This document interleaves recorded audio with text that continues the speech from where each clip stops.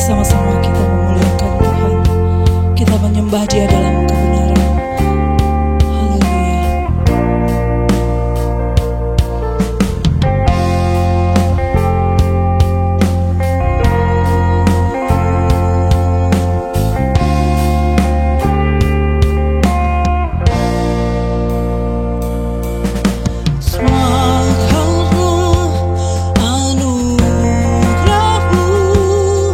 Hari ini ada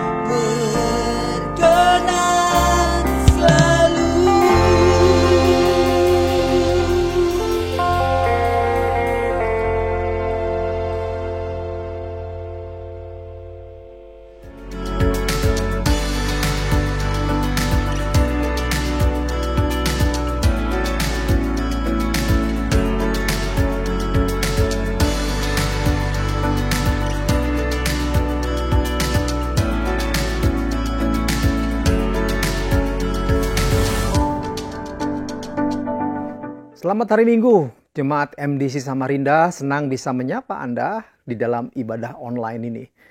Hari ini kita akan belajar satu topik, yaitu tentang gracious, rela berkorban. Bagian ini merupakan satu topik dari topik besar yang dibahas dalam bulan ini, yaitu mengenal Dia dengan lebih baik. Dan kita akan mendalami di dalam hari ini, minggu ini, bagaimana topik tentang rela berkorban yang tertulis di dalam surat Filipi. Bagi jemaat yang membawa Alkitab, bisa sama-sama membuka di dalam Filipi pasal 2 ayat 5-8. Saya akan membacakan bagi jemaat dan silakan jemaat menyimak. Filipi pasal 2 ayat 5-8, demikian teks Alkitab. Hendaklah kamu dalam hidupmu bersama menaruh pikiran dan perasaan yang terdapat juga dalam Kristus Yesus, yang walaupun dalam rupa Allah, tidak menganggap kesetaraan dengan Allah itu sebagai milik yang harus dipertahankan. Melainkan telah mengosongkan dirinya sendiri dan mengambil rupa seorang hamba dan menjadi sama dengan manusia. Ayat yang ke-8. Dan dalam keadaannya sebagai manusia, ia telah merendahkan dirinya dan taat sampai mati, bahkan sampai mati di kayu salib. Saya akan memulai renungan pada hari Minggu ini dengan satu istilah yang saya sebut sebagai citra. Apa yang dimaksud dengan citra? Citra adalah sesuatu yang melekat, ciri khas. Apakah itu mengacu kepada seseorang? Apakah itu dengan benda-benda tertentu? Atau mungkin itu ikon-ikon tertentu? Sehingga ketika saya menyebutkan nama, entahkah itu seseorang, ikon, atau barang tertentu, maka akan timbul dalam pikiran kita tentang ciri khas yang saya maksudkan. Itulah yang dimaksudkan dengan citra. Contoh, kalau saya berbicara tentang Rudy Hartono, sontak dalam pikiran dan hati kita muncul bahwa dia adalah seorang maestro bulu tangkis. Itulah yang dimaksud dengan citra. Sama seperti kalau saya berbicara tentang Coca-Cola, maka yang muncul dalam pikiran dan hati kita adalah sejenis soft drink. Tidak mungkin waktu saya berbicara tentang Coca-Cola, jemaat berpikir kalau itu sejenis air aki, bukan? Itulah yang dimaksudkan dengan citra. Nah, sekarang kalau kita coba merenungkan satu figur yang namanya Kristus, kira-kira citra apa yang muncul dalam pikiran dan dalam hati kita? Saya setuju dengan pendapat dari jemaat, ada banyak citra yang positif yang dimiliki Kristus. Orang ada yang menganggap ketika berpikir tentang Kristus, citra yang dominan dia adalah pendoa. Saya rasa tidak salah. Ada yang berpikir dia adalah pembuat mujizat. Tepat dan betul. Tetapi ketika kita menyimak tulisan Paulus di dalam surat Filipi, khususnya pasal 2 ini, ayat 5-8, ada salah satu citra yang menarik yang menjadi ciri khas dan citra daripada Kristus sendiri, yaitu tentang kerelaannya untuk berkorban atau berbuat baik. Gracious. Nah, terfikir oleh kita, mengapa Paulus memberikan teks tentang Carmen Christi ini kepada jemaat di Filipi? Apakah memang ada satu problem yang sementara dihadapi oleh jemaat? Saya coba menelaah beberapa tulisan. Dan yang menarik, salah satu komentator, dia mengungkapkan kemungkinan besar di dalam sidang jemaat di Filipi terjadi yang namanya perselisihan. Apa alasannya? Kalau kita coba menyimak pasal 4 ayat 2 dan 3, nampak diungkapkan di sana terjadinya perselisihan. Diungkapkan di sana ada perselisihan di antara seorang yang bernama Euodia dan yang lainnya Sintike. Mungkin dua orang ini merupakan orang penting di dalam jemaat, sehingga Paulus harus meminta bantuan kepada Sun Sugos untuk coba membereskan dan menyelesaikan masalah tersebut. Kalau ini masalahnya, nampaknya menarik apa yang diberikan oleh Paulus sebagai nasihat. Dalam pertikaian tersebut yang biasanya adalah masalah pertikaian kepentingan diri sendiri, Paulus menasihatkan kepada jemaat, bahkan kepada para pelayan tersebut, coba miliki pikiran dan perasaan yang dimiliki Kristus.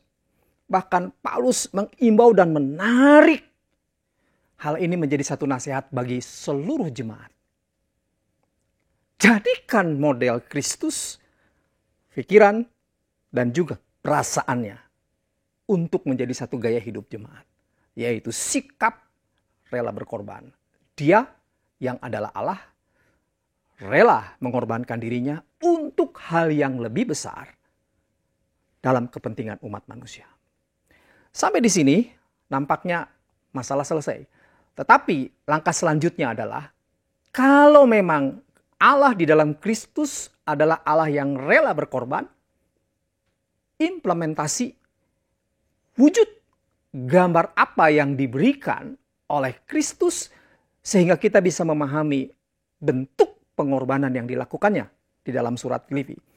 Kalau kita menyimak dari pasal 2 ayat 5 sampai 8 tadi, nampak ada 3 hal yang saya pikir penting untuk diperhatikan sebagai satu wujud daripada pengorbanan Kristus. Hal yang pertama, dikatakan Yesus rela mengosongkan diri. Kata mengosongkan diri ini di dalam bahasa Yunani seringkali dipakai dengan kenosis. Dan ini merupakan satu terminologi tentang bagaimana Yesus yang tidak menganggap statusnya sebagai Allah sebagai sesuatu yang harus dipertahankan. Padanan daripada kenosis adalah inkarnasi. Kerelaan ketika Allah merendahkan dirinya mengambil rupa manusia. Waktu ini dikaitkan dengan surat Filipi, Yesus dengan rela membatasi, mengabaikan statusnya. Tapi dia dengan sepenuhnya tunduk dengan sukarela kepada kehendak Bapa. Untuk apa? Untuk mengosongkan dirinya. Sekali lagi, inilah hal yang pertama. Dikaitkan dengan kerelaannya untuk berkorban. Saya dulu berpikir, apakah untuk Yesus atau untuk Allah menjadi manusia, mengosongkan dirinya, itu adalah hal yang mudah? Dulu saya berpikir, nampaknya tidak ada masalah. Kenapa? Oh, dia Allah. Dia pasti mampu untuk mengosongkan dirinya. Tetapi tidak lewat satu pengalaman. Di awal tahun 80-an ketika saya begitu bersemangat melayani, ada satu kesempatan untuk saya masuk dalam pelayanan desa. Dan dalam pelayanan tersebut, saya mengambil kesempatan pergi ke satu tempat, satu desa di daerah Sumatera. Tepatnya mungkin bukan desa, tetapi itu lebih cenderung disebut hutan. Saya dalam satu keadaan yang begitu sepi, sunyi. Apa yang saya lakukan? Saya melayani di sana. Saya mengeluh. Mengapa? Alasannya banyak. Pertama, fasilitas yang begitu minim. Tidur yang bagi saya tidak nyaman. Untuk mandi, saya harus berjalan ratusan meter. Lalu transportasi tidak ada, bahkan dengan jalan yang buruk. Makan seadanya. Hal itu berakumulasi bagi saya, sehingga itu mengakibatkan saya mulai bersungut-sungut. Sampai satu malam, saya coba merenung. Apakah tepat ketika saya bersungut-sungut karena pelayanan ini? Dan dalam perenungan tersebut, saya dicerahkan dengan peristiwa yang namanya pengosongan diri, inkarnasi ini. Seakan-akan saya bisa merenungkan ulang tentang peristiwa ini. Saya berpikir, kalau Kristus mengambil rupa manusia, apakah surga memang tidak lebih indah dibandingkan dengan yang namanya dunia?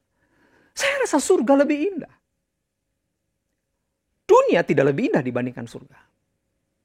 Nah, kalau saya mengeluh karena biasa di kota melayani dengan desa yang begitu sederhana fasilitasnya, saya mengeluh dan saya merasa sulit. Pernahkah saya berpikir tentang Yesus yang memiliki segala-galanya, pencipta segala-galanya? Dia mengambil rupa manusia, menjadi sama dengan manusia. Dengan demikian, hal ini bukanlah hal yang mudah. Tetapi dia lakukan itu dengan tujuan menunjukkan satu model bahwa dia rela memberi, bahkan siap untuk melakukan apapun bagi manusia. Yang kedua, bentuk yang menarik adalah Yesus rela mengambil rupa hamba di dalam kemanusiaannya dan terbuka untuk mengalami penderitaan. Saya memikirkan sesuatu ketika membaca teks ini. Kalau Allah Maha Kuasa, bisakah sebetulnya Yesus memilih rahim seorang perempuan yang kaya dan tidak miskin seperti Maria? Bisakah dia memilih satu tempat yang dikatakan istana raja untuk kelahirannya dan bukan palungan yang begitu sederhana? Tidak ada di atas muka bumi orang tua yang memikirkan untuk melahirkan anak di palungan. Bisakah dia sebetulnya memilih teman-teman bukan orang yang dianggap sampah atau terperiferalkan, terpinggirkan, tetapi memilih pejabat? Atau bisakah dia memilih waktu yang pendek untuk menderita tanpa harus selama 33,5 tahun menderita? Saya pikir semua bisa dilakukan. Lalu kenapa? Kenapa dia pilih perempuan yang miskin? Palungan. Cara lahir yang seringkali tidak manusiawi. Di dalam pelayanannya seringkali dia ditolak. Dalam pelayanannya seringkali dia disalah mengerti. Tapi dia kenapa lakukan itu? Saya rasa dia lakukan, dia pilih itu. Karena dia ingin menunjukkan dan merasakan apa yang dirasakan manusia. Sebagai Allah, dia membuka diri untuk merasakan apa yang dirasakan manusia. Dan dia pilih itu. Dia rela berkorban. Mengidentifikasi diri dengan seorang hamba untuk kepentingan manusia.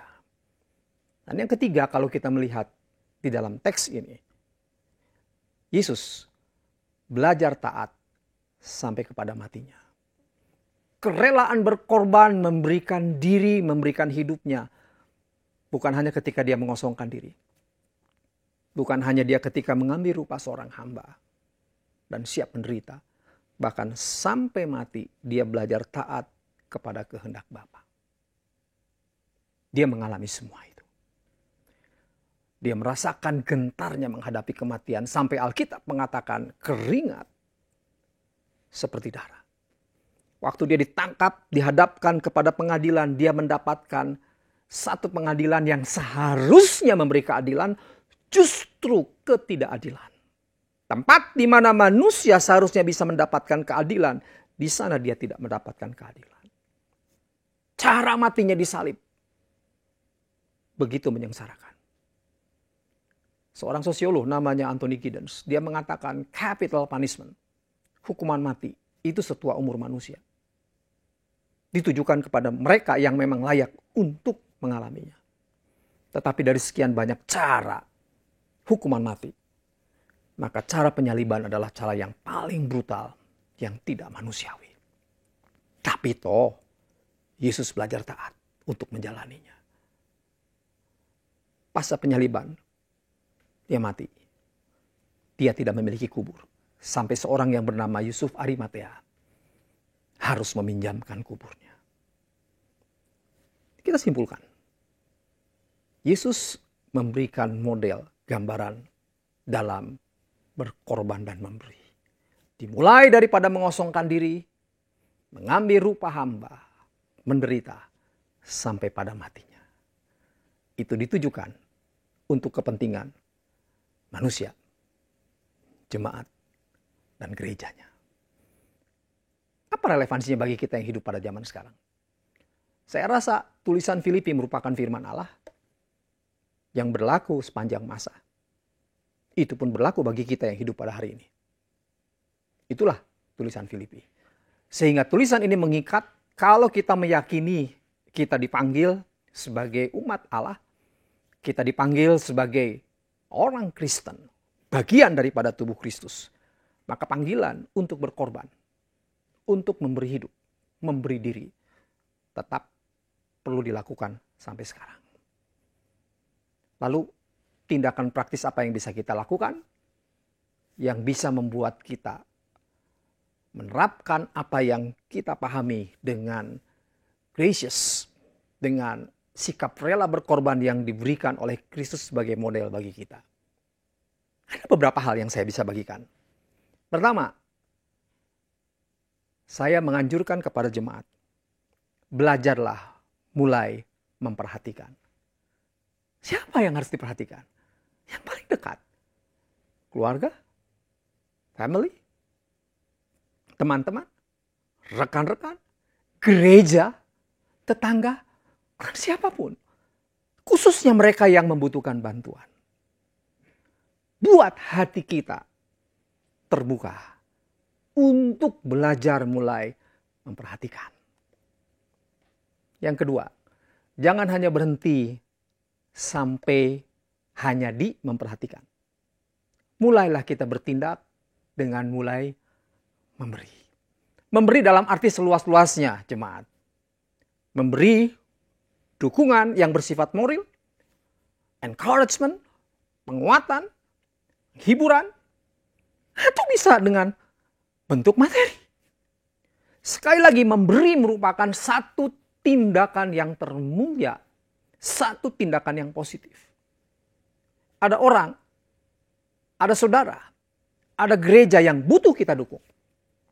Dan ingat, memberi adalah citra Allah. Manusia tahu Allah adalah Allah yang rela berkorban. Allah adalah Allah yang memberikan segala-galanya. Selayaknya untuk kita mengambil ini menjadi model dan kita terapkan di dalam hidup kita. Percayalah, dengan memperhatikan, mulai memberi, kita sedang menjabarkan apa yang dimaksud dengan rela berkorban yang dilakukan oleh Kristus. Cukupkah sampai di situ? Ada tahap yang ketiga yang saya pikir penting. Komitmen untuk meningkatkan mutu kualitas pemberian kita. Kita memiliki filosofi Spirit of Excellence. Dan itu merupakan satu filosofi daripada gereja kita. Apa yang dimaksud dengan excellent? Biar saya jabarkan, saya gambarkan dengan satu kisah. Kalau kita punya musuh, dan musuh kita datang kepada kita, lalu dia meminta makanan. Kita menolak untuk memberikan makanan. Itu normatif. Orang-orang dunia pun bisa melakukan itu. Tetapi ketika kita memiliki seorang yang tidak kita sukai, musuh, datang kepada kita meminta makanan. Lalu kita berikan roti.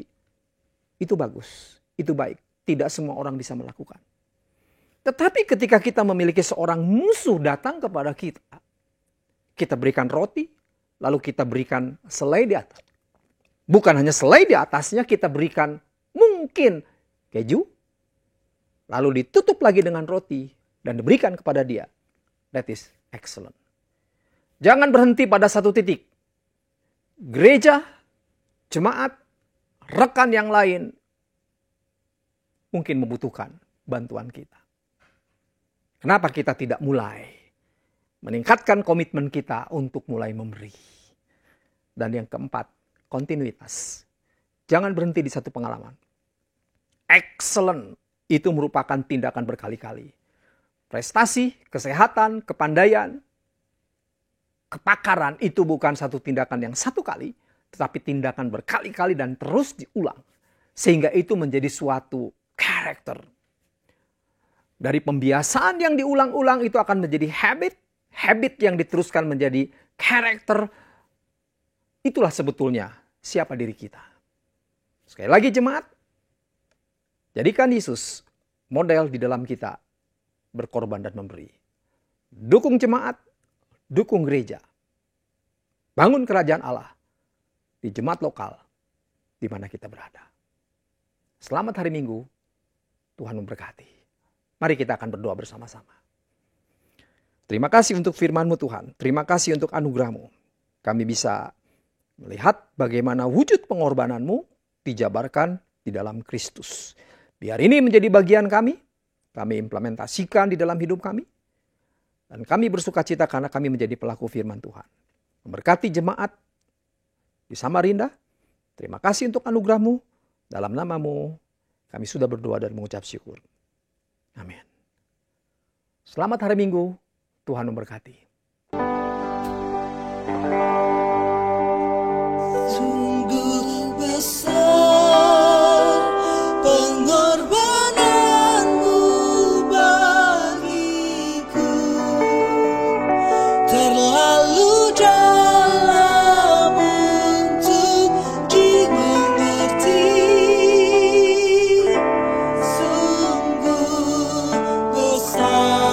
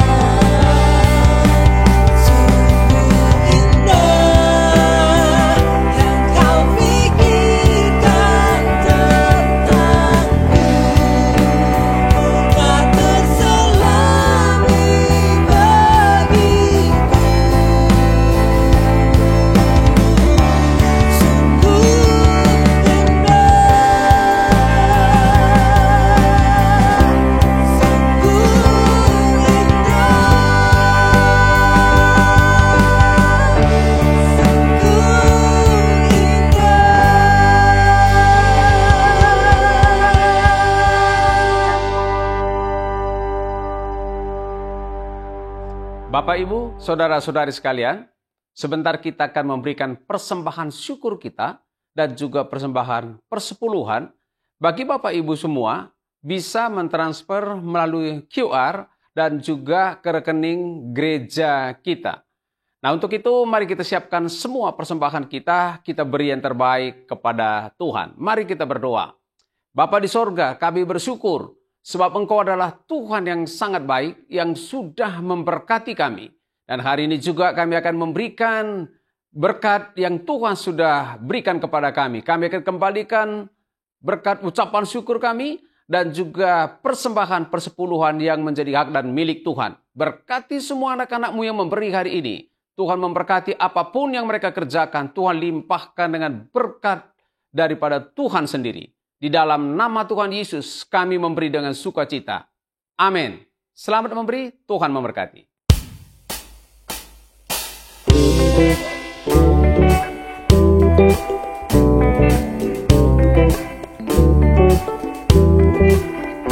Kasih yang begitu besar, lebih kuat dari dosa. Kasih yang menemukanku, selamatkan dan pulihkanku. Ku naikkan syukurku, ku tak akan berhenti memuji, meninggikan namamu selalu, menari, memuliakanmu. Dibebaskan, dibangkitkan, hidup yang kau beri, dan kini hanya untukmu.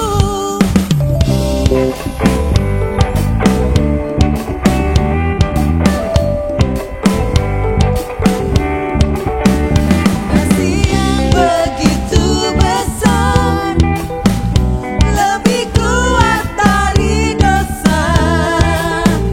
Kasih yang menemukanku, selamatkan dan pulihkanku. Ku naikkan syukurku, ku tak akan berhenti memuji, meninggikan namamu selalu, menari, memuliakanmu. Dibebaskan, dibangkitkan, hidup yang kau beri, dan kini hanya untukmu. Takkan berhenti memuji, meninggikan namamu selalu, menari, memuliakanmu. Dibebaskan, dibangkitkan, hidup yang kau beri, dan kini hanya untukmu. Hidup yang kau beri, dan kini hanya untukmu.